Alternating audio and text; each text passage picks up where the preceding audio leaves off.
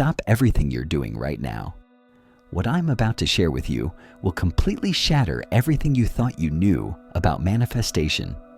Here's the truth that only the top 1% of conscious creators understand. You're not manifesting anything. You never were. That feeling you get when you're trying to bring something into your reality, that effort, that reaching, that desperate wanting, it's all pointing you in the wrong direction. Because manifestation isn't about creation at all. It's about remembering. And the moment you grasp this distinction, your entire reality will reorganize itself around this truth. This isn't metaphor. This isn't spiritual poetry. This is quantum mechanics operating at the level of consciousness itself.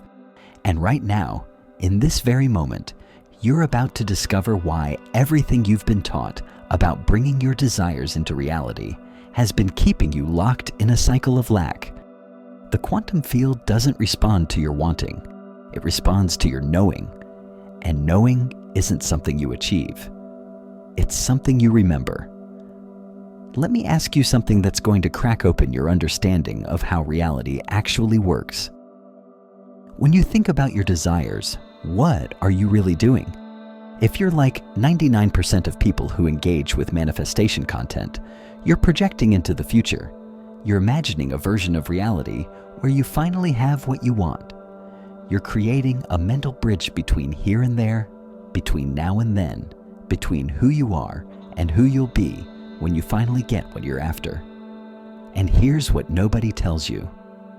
That projection, that gap you're creating, that distance you're maintaining between current reality and desired reality, that is the very mechanism that keeps your desire perpetually out of reach. You're collapsing the quantum field into a state of separation every single time you engage with your desire from a place of not having. The observer effect in quantum mechanics tells us that consciousness doesn't just witness reality, it determines reality at the moment of observation. When you observe your life from a state of wanting, you're literally collapsing infinite possibility into the singular reality of lack. Every single time. But there's something else happening in the quantum field, something that changes everything once you perceive it. Every possibility that could ever exist already exists, not in some future timeline you need to reach, not in some parallel universe you need to shift into. Right here, right now, in this eternal present moment, quantum physics has proven through the double-slit experiment that particles exist in a state of superposition, all possible states simultaneously, until consciousness observes them minimum into a singular reality. Your desires aren't out there waiting to be created. They already exist in the field of infinite potential, and they've always existed there. The version of you living your dream life isn't waiting in your future. That version exists now in the quantum field. The relationship you desire, the abundance you seek, the freedom you crave, all of it already is. The only question is, which version of reality is your consciousness collapsing into form through the act of observation? And here's where it gets really interesting. Here's where everything you thought you understood about manifestation gets turned completely inside out. You are not a separate being trying to manipulate external reality to match your internal desires. You are consciousness itself, temporarily experiencing a localized point of awareness in an infinite field of unified consciousness. And everything you desire exists within you because you exist within everything.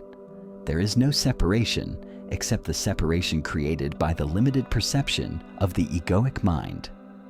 When ancient mystics spoke about oneness, when quantum physicists discovered entanglement, when neuroscientists found that the brain cannot distinguish between imagined and actual experience, they were all pointing to the same truth. The boundaries you perceive are perceptual constructs, not fundamental reality. Your consciousness is not contained within your body.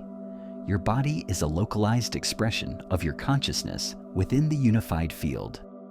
And the moment you recognize this, the moment you truly perceive it, Manifestation stops being about creation and becomes about remembering who you already are and what you already have access to.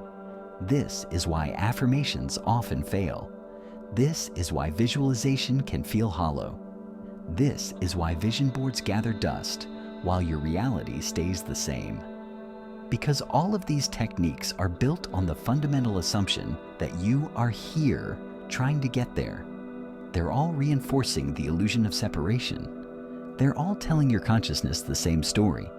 You don't have it yet. You need to work to get it. You are incomplete without it. And every time you engage with your desire from that framework, you're using the power of consciousness to collapse the quantum field into the very reality you're trying to escape. You're observing yourself as lacking, and the universe, which is nothing but consciousness observing itself, says, yes, you're right, you are lacking. And the cycle continues. The wanting continues. The separation continues. Not because you're doing manifestation wrong, but because you're operating from a fundamentally inverted understanding of how consciousness and reality actually work. So what does it mean to remember instead of manifest? It means recognizing that the version of you that already has everything you desire isn't a future potential. It's a present reality existing in superposition with your current experience. Both versions exist simultaneously in the quantum field. The you experiencing lack and the you experiencing abundance are both real, both present, both available to consciousness right now. The question isn't how to create the abundant version. The question is, which version is your consciousness identifying with? Which reality are you remembering yourself into? Because here's the secret that shifts everything. Your sense of identity determines which version of reality consciousness collapses into your experience. Not your thoughts, not your affirmations, not your actions. Your identity, who you know yourself to be at the deepest level of consciousness. And identity isn't something you build over time through evidence and achievement. Identity is something you claim through the power of remembering. Let me take you deeper into the mechanics of this. In the quantum field, before observation, particles exist as waves of probability. They're everywhere and nowhere simultaneously. They're every possible version all at once. Now, substitute particles with your life circumstances. Before consciousness observes and collapses the wave function, your financial situation exists as a wave of probability containing every possible financial reality from absolute poverty to unlimited wealth. Your relationship status exists as a wave containing every possible relationship from profound loneliness to soul-deep connection. Every aspect of your life exists in superposition until consciousness, your consciousness, collapses it into the singular reality you experience. And the mechanism that determines which possibility becomes your reality isn't random. It's not luck. It's not fate.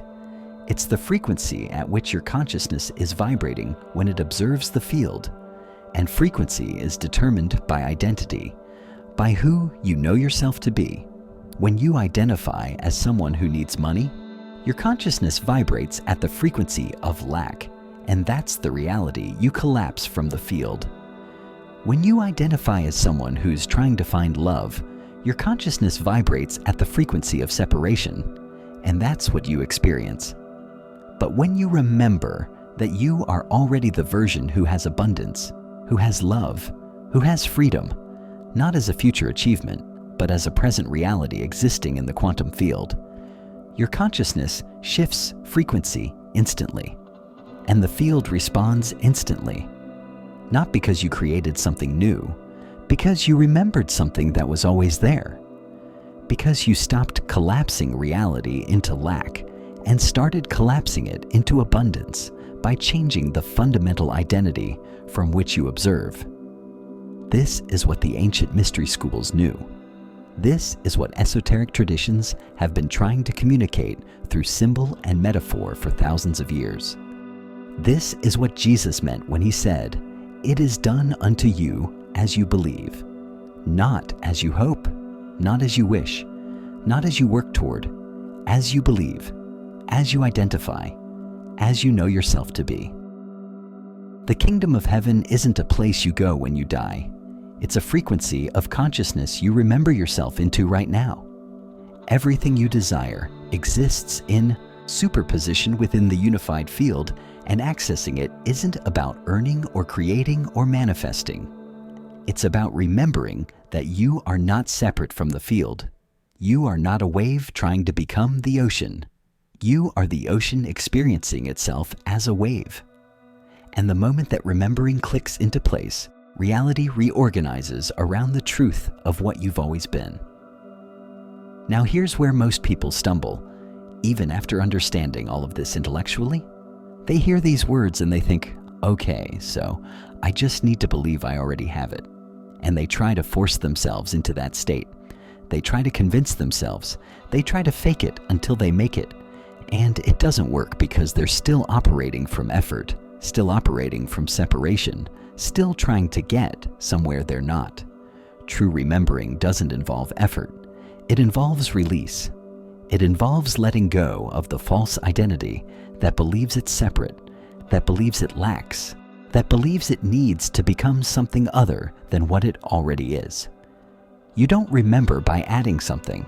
You remember by subtracting the illusions that cover the truth. Every limiting belief, every fear, every doubt, these aren't obstacles to what you want. They're veils covering the remembering of what you already are. The quantum field is responsive, but not in the way most people think. It doesn't respond to your begging. It doesn't respond to your effort. It doesn't respond to your worthiness or lack thereof. It responds to your frequency, your vibration, your state of consciousness, and your state of consciousness is determined by the identity you're holding as true. When you hold the identity of someone trying to manifest, you're vibrating at the frequency of not yet, and that's what the field gives you. More, not yet. But when you shift into the remembering that you already are the version living your desired reality, that you're simply calling that version into focus through consciousness, your frequency shifts instantaneously. And the field, which is nothing but consciousness observing itself, must respond in kind. Not eventually, not someday, now. In this eternal present moment, where all possibilities exist simultaneously, and your consciousness is the mechanism that determines which possibility becomes your lived experience. So here's the practice that leverages this quantum principle, and I need you to understand that this isn't visualization the way you've been taught. This isn't pretending or acting as if. This is using consciousness deliberately to remember rather than to create. Find a moment of stillness. Close your eyes. But instead of imagining your desired reality as something separate from you, something you're moving toward, do this. Recognize that in the quantum field, in the space of infinite possibility, there exists a version of you, an actual, real, present version of you, who already has everything you desire. That version isn't hypothetical.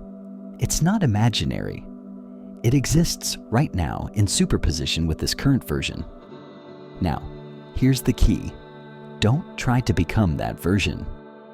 Simply recognize that you already are that version, experiencing yourself through a different point of observation.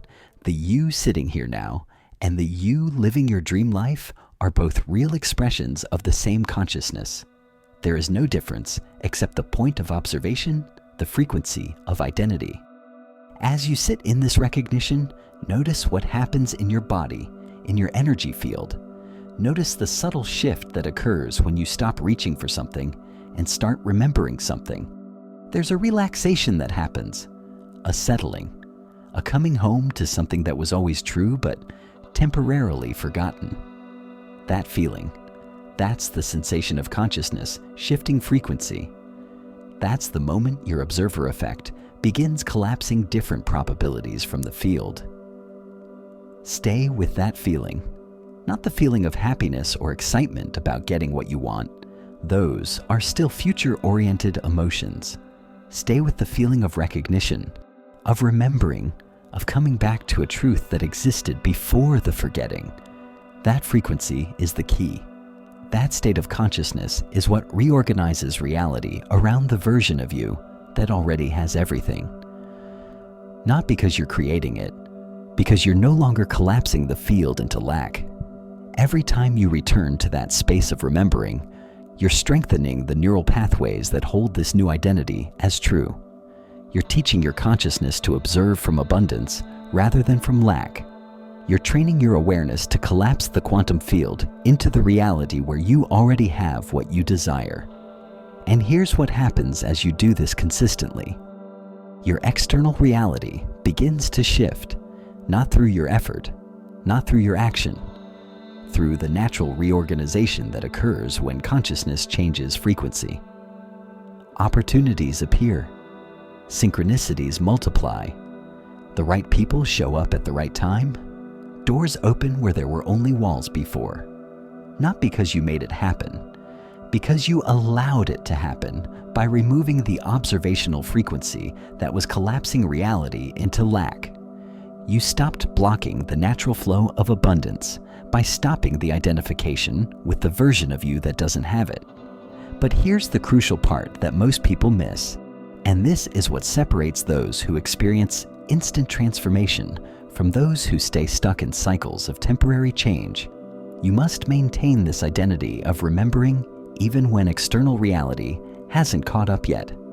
And I say caught up deliberately, because time is another illusion of perception. In the quantum field, all moments exist simultaneously. Past, present, future, all now. The lag you experience between internal shift and external manifestation isn't because the universe is slow.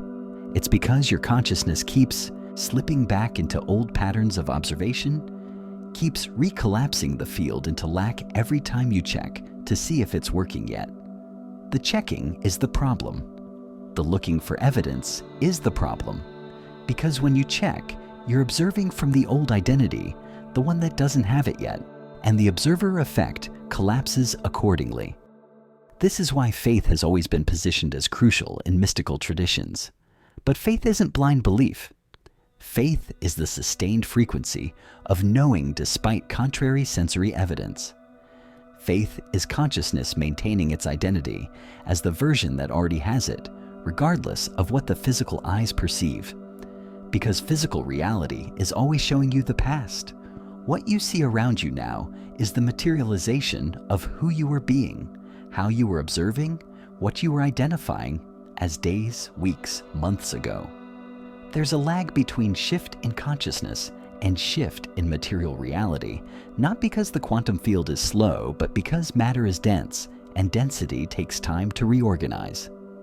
But the reorganization is already happening the moment your consciousness shifts, the moment you truly remember rather than try to manifest, the moment your identity shifts from wanting to having, from seeking to being, from becoming to alreadiness.